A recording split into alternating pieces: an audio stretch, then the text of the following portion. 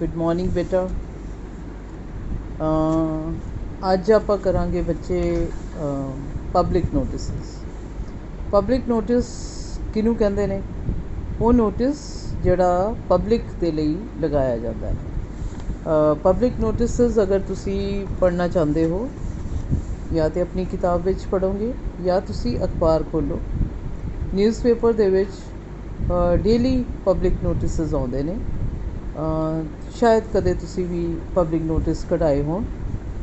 ਜਦੋਂ ਕੋਈ ਬੰਦੇ ਨੇ ਆਪਣਾ ਨਾਮ ਬਦਲਣਾ ਹੁੰਦਾ ਹੈ, ਕਿਸੇ ਨੂੰ ਪ੍ਰੋਪਰਟੀ ਵਿੱਚੋਂ ਬੇਦਖਲ ਕਰਨਾ ਹੁੰਦਾ ਹੈ, ਕਿਸੇ ਨੇ ਆਪਣੀ ਕੋਈ ਇਨਫੋਰਮੇਸ਼ਨ ਦੇਣੀ ਹੁੰਦੀ ਹੈ ਲੋਕਾਂ ਨੂੰ, ਪਬਲਿਕ ਨੂੰ, ਤਾਂ ਉਸ ਨੋਟਿਸ ਨੂੰ ਪਬਲਿਕ ਨੋਟਿਸ ਕਿਹਾ ਜਾਂਦਾ ਹੈ।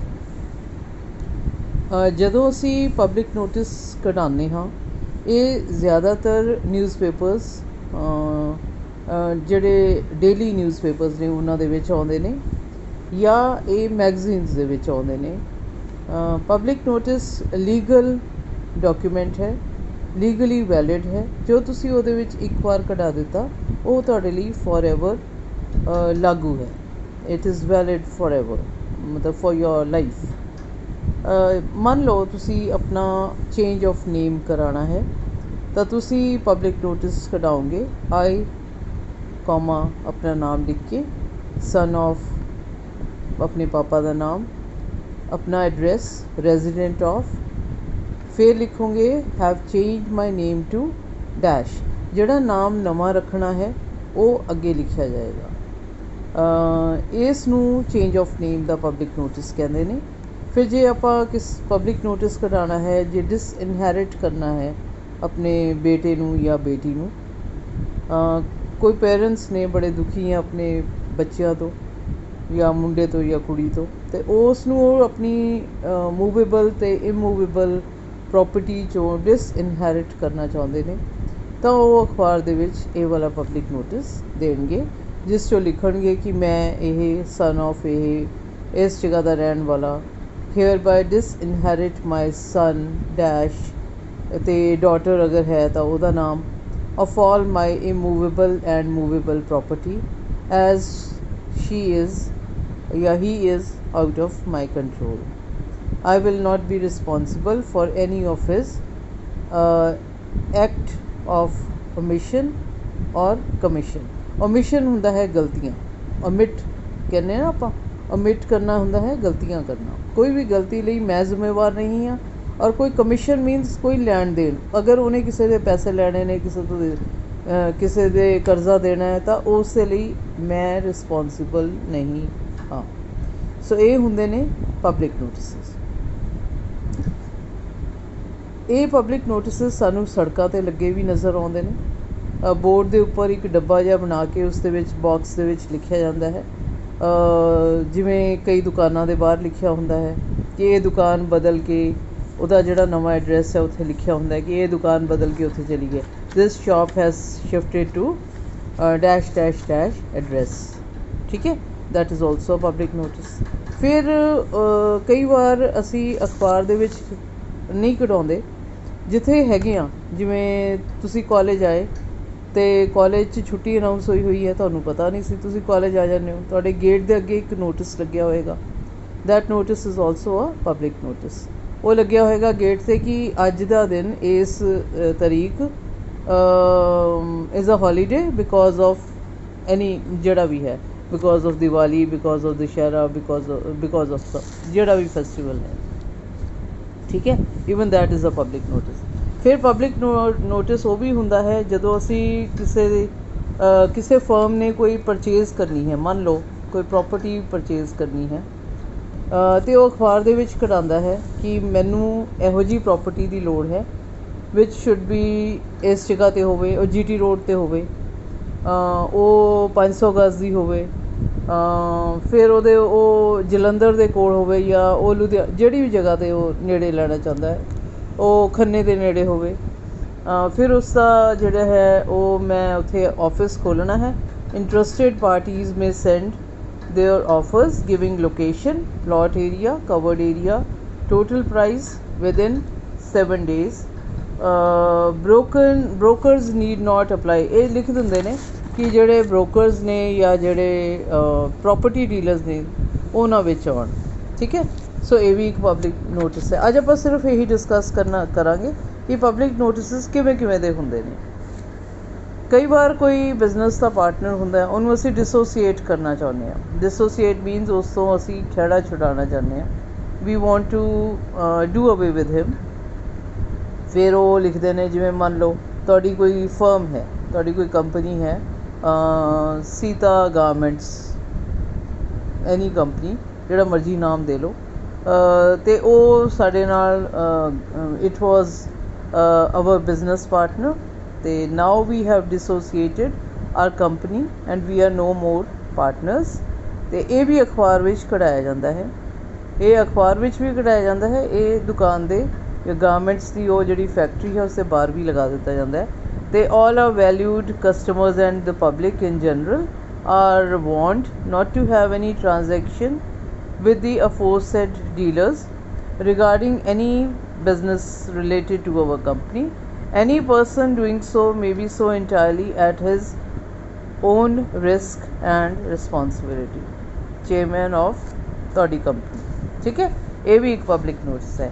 फिर हुंदा है, मान लो तुसी कोई नौकर रखिया, सर्वेंट रख लिया या एजेंट रख लिया अपनी कंपनी का, तो वो एजेंट तुहाडे नाल धोखा कर गया, तो how will you tell your other clients कि उहने मेरे नाल धोखा कर लिया।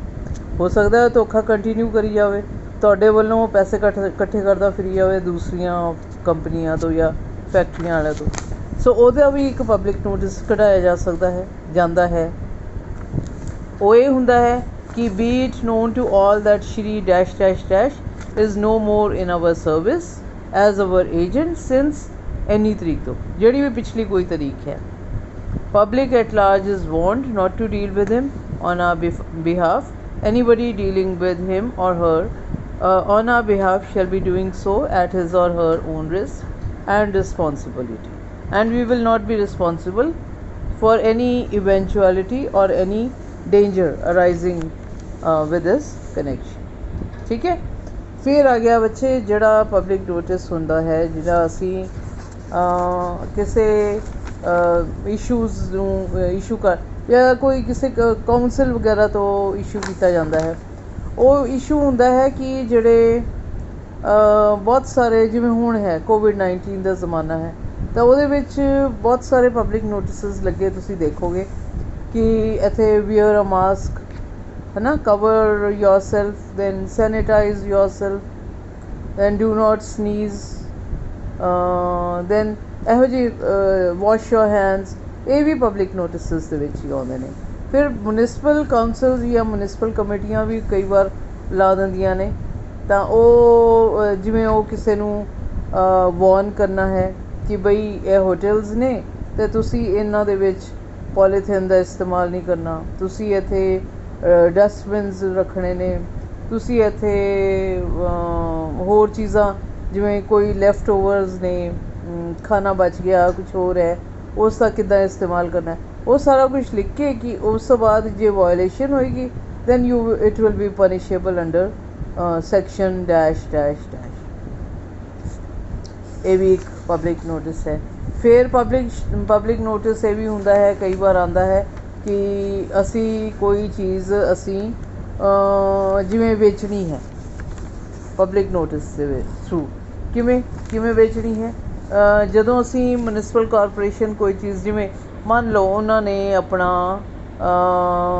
ਹੋਰਡਿੰਗ ਲਗਾਉਣੀ ਹੈ, ਦੇਖਿਆ ਕਦੇ ਬੈਨਰਸ ਲੱਗੇ ਦੇਖੇ ਨੇ, ਉਹ ਬੈਨਰਸ ਹੁੰਦੇ ਨੇ, ਉਹਨਾਂ ਦੇ ਉੱਪਰ ਇੱਕ फ़ोन ਨੰਬਰ ਲਿਖਿਆ ਹੁੰਦਾ ਹੈ, ਔਰ ਕਈ ਵਾਰ ਉਹਦੇ ਉੱਪਰ ਇੱਕ ਛੋਟਾ ਜਿਹਾ ਨੋਟਿਸ ਵੀ ਚਿਪਕਾਇਆ ਹੁੰਦਾ ਕਿ ਇਹ ਬੈਨਰ ਜਿਹੜਾ ਹੈ ਇਹ ਰੈਂਟ ਦੇ ਲਈ ਖਾਲੀ ਹੈ। If you want to advertise your ਕੋਈ ਵੀ ਚੀਜ਼ ਜਿਹੜੀ ਤੁਹਾਡੀ ਹੈ, ਉਸ 'ਤੇ ਉਹ ਕੋਈ ਵੀ ਸਮਾਨ ਤੁਸੀਂ ਉਹਦੇ 'ਤੇ ਐਡਵਰਟਾਈਜ਼ ਕਰਨਾ ਚਾਹੁੰਦੇ ਹੋ, ਤੁਹਾਡੀ ਦੁਕਾਨ ਦਾ, ਕਿਸੇ ਹੋਰ ਚੀਜ਼ ਦਾ, ਤਾਂ ਤੁਸੀਂ ਇਸ ਨੂੰ ਇਸ ਕੰਟੈਕਟ ਨੰਬਰ 'ਤੇ ਕੰਟੈਕਟ ਕਰ ਸਕਦੇ, ਇਸ ਮੋਬਾਈਲ ਨੰਬਰ 'ਤੇ। ਉਹ ਵੀ ਇੱਕ ਪਬਲਿਕ ਨੋਟਿਸ ਹੈ। ਫਿਰ ਬਹੁਤ ਸਾਰੀ ਜਗ੍ਹਾ 'ਤੇ ਜਿੱਥੇ ਜਿਹੜੇ ਕਲੀਨਿਕਸ ਹੁੰਦੇ ਨੇ, ਖਾਸ ਕਰ ਕਲੀਨਿਕਸ ਦੇ ਬਾਹਰ ਇੱਕ ਪਬਲਿਕ ਨੋਟਿਸ ਪਰਮਾਨੈਂਟ ਲੱਗਿਆ ਹੁੰਦਾ।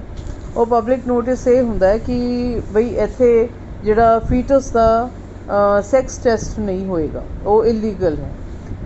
It is illegal to use prenatal diagnostic techniques like ultrasonography वगैरह वगैरह to determine the sex of the unborn child fetus। ਇਸ ਨੂੰ ਅਸੀਂ ਨਹੀਂ ਕਰਦੇ, ਤੇ ਕੋਈ ਵੀ ਅਗਰ ਸਾਨੂੰ ਆ ਕੇ ਕਹੇਗਾ ਤਾਂ it will be punishable by the law। ਸਮਝ ਗਏ? ਇਹ ਵੀ ਇੱਕ ਪਬਲਿਕ ਨੋਟਿਸ ਹੈ। ਫਿਰ ਕਈ ਵਾਰ ਅਸੀਂ ਪਬਲਿਕ ਨੋਟਿਸ ਦੇਖਦੇ ਹਾਂ ਕਿ ਪਬਲਿਕ ਨੋਟਿਸ ਕੱਢੇ ਜਾਂਦੇ ਨੇ ਕਿ ਅਦਾਲਤ, ਉਹ ਕਿਹੜੀ ਹੁੰਦੀ ਸੀ, ਲੋਕ ਅਦਾਲਤ, ਸਾਰੇ ਜਿਹੜੇ ਫੈਸਲੇ ਨੇ ਉਹ ਬਾਹਰ ਬੈਠ ਕੇ ਜੱਜਿਸ ਕਰ ਦਿੰਦੇ ਹੁੰਦੇ ਸੀ। ਫਿਰ ਬਿਜਲੀ ਬੋਰਡ ਵੱਲੋਂ ਮੇਨਟੇਨੈਂਸ ਦਾ ਪਬਲਿਕ ਨੋਟਿਸ ਕੱਢਿਆ ਜਾਂਦਾ ਹੈ। ਅਖਬਾਰਾਂ 'ਚ ਆਉਂਦੇ ਹੁੰਦੇ ਨੇ ਕਿ ਪੰਜਾਬ ਸਟੇਟ ਹੁਣ ਤਾਂ PSPCL ਹੋ ਗਿਆ, PSPCL ਨੇ ਅਰਜੈਂਟ ਰਿਪੇਅਰਸ ਕਰਾਉਣੀਆਂ ਨੇ ਵਾਟਰ ਵਰਕਸ ਦੀਆਂ, ਤਾਂ ਉਹ ਇੰਨੇ ਟਾਈਮ ਤੋਂ ਇੰਨੇ ਟਾਈਮ ਤੱਕ ਤੁਹਾਡੀ ਲਾਈਟ ਅਤੇ ਤੁਹਾਡਾ ਪਾਣੀ ਹੈ ਜਿਹੜਾ ਉਹ ਬੰਦ ਰਹੇਗਾ। ਠੀਕ ਹੈ, ਇਹ ਵੀ ਸਮਝ ਆ ਗਿਆ ਹੋਣਾ। ਫਿਰ ਅਸੀਂ ਅਗਰ ਆਪਣੀ ਸ਼ਾਪ ਨੂੰ ਸ਼ਿਫਟ ਕਰਕੇ ਕਿਤੇ ਹੋਰ ਲਿਜਾਣਾ ਹੈ, ਇੱਕ ਜਗ੍ਹਾ ਤੋਂ ਦੂਜੀ ਜਗ੍ਹਾ ਜਾਣ ਦਾ, ਇਹ ਵੀ ਪਬਲਿਕ ਨੋਟਿਸ ਉੱਥੇ ਹੀ ਲਗਾ ਦਿੱਤਾ ਜਾਂਦਾ ਹੈ। ਸੋ ਇਸ ਤਰ੍ਹਾਂ ਸਾਰੇ ਇਹ ਪਬਲਿਕ ਨੋਟਿਸਿਸ ਤੁਸੀਂ ਅਖਬਾਰ ਪੜ੍ਹੋ। ਕੱਲ੍ਹ ਨੂੰ ਹੀ ਜਦੋਂ ਅਖਬਾਰ ਆਏਗਾ, ਪੁਰਾਣਾ ਅੱਜ ਦਾ ਦੇਖੋ, ਉਸ ਦੇ ਵਿੱਚ ਇਹ ਦੇਖਿਓ ਕਿ how to write a public notice. ਤੁਹਾਨੂੰ ਪਬਲਿਕ ਨੋਟਿਸਿਸ ਬਹੁਤ ਸਾਰੇ ਮਿਲ ਜਾਣਗੇ ਉਸ ਦੇ ਵਿੱਚ, ਐਂਡ ਗੋ ਥਰੂ ਦੈਮ ਤਾਂ ਕਿ ਤੁਹਾਨੂੰ ਸਮਝ ਆਏ ਕਿ how we write the public notices. Thank you ਬੇਟਾ।